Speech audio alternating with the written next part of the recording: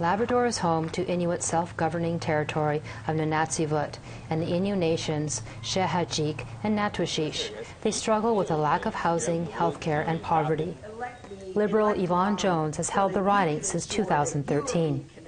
Indigenous people have been neglected in this country. Their issues, their need for infrastructure and for better services have been neglected for many, many decades. And trying to bring that together and fill that gap in 5 years is not possible.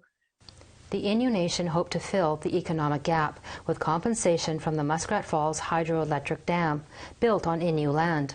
The controversial project is years behind schedule and over budget, but faced protesters who say it puts the environment at risk. Last July, Trudeau promised over $2 billion to bail out the project so the province could keep electricity rates low.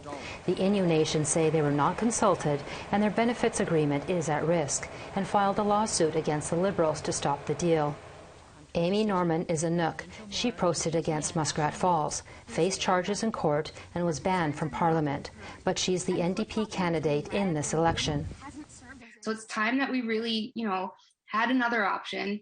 We vote for an actual change. We vote for an actual strong voice, someone who's used to sticking up and fighting for Indigenous rights. And that's me. I've walked the walk in terms of advocating for Indigenous peoples, and I'm here to do the same in Parliament.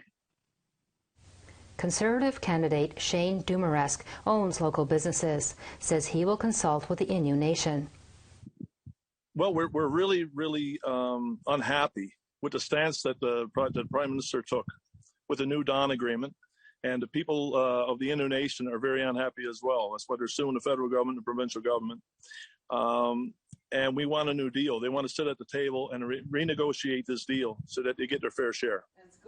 Jones would not comment on the lawsuit, but she did say, anywhere in this country where we have been involved in funding agreements, services, or initiatives that have related to Indigenous governments, we have been at the table with them to do that.